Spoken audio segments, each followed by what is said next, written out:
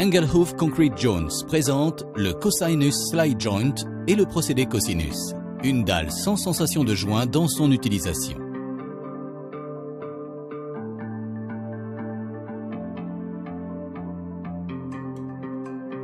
La partie supérieure du joint, appelée sinus, est posée de façon décalée sur la partie inférieure du joint, appelée cosinus, incluant un profileur de console réglable. Grâce à ces formes géométriques, le transfert des charges ne se fait pas par partie du joint, mais par l'ensemble de la structure du joint et du béton. C'est unique. Un calcul de stabilité peut être fourni pour toutes les charges dynamiques.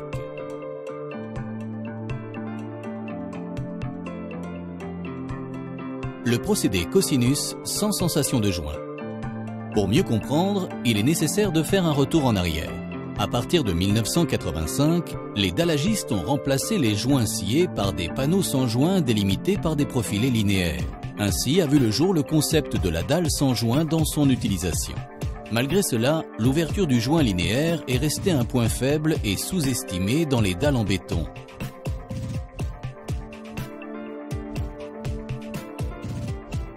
Avec l'introduction du Sinus Slide Joint en 2006, le problème a été solutionné. Le concept sans joint scié et joint linéaire est devenu la dalle sans sensation de joint. Que se passe-t-il lors de l'exécution d'une dalle d'après le procédé cosinus?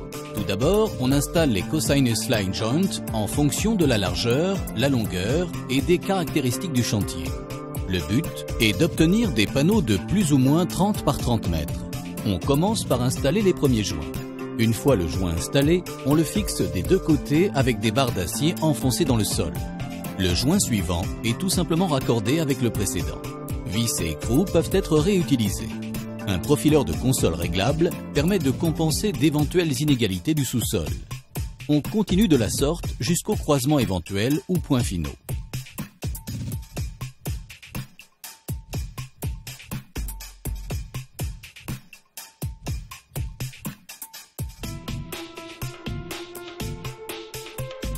Après la réalisation de la dalle, le phénomène de retrait commence. On optimalise l'effet de glisse avec une ouverture du joint cosinus jusqu'à plus ou moins 15 mm.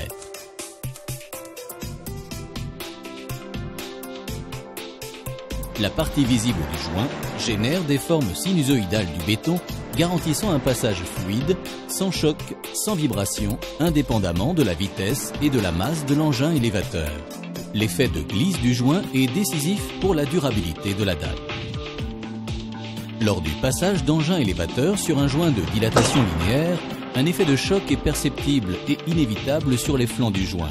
Le renforcement des bords de joint ou l'ajout d'armatures supplémentaires n'élimine pas le phénomène. Épaufrure, éclatement du béton le long du joint en sont à terme la conséquence, avec une limitation inévitable de l'utilisation à l'emploi et de la durabilité de la dalle. De nos jours, les roues à bandage synthétique extrêmement dures à diamètre réduit ne sont répertoriées ni dans la DIN allemande 1055, ni dans la norme européenne 1991. Celle-ci, combinée à la vitesse des engins élévateurs, augmente de façon significative le niveau de sollicitation du joint et de la dalle elle-même. L'association béton et joint cosinus mène à une symbiose unique. Le procédé cosinus combine à la fois un système de joints autoportants innovant avec un passage fluide et confortable. Les formes sinusoïdales du béton permettent un contact permanent des roues avec la surface de la dalle et génèrent un effet de glisse incomparable.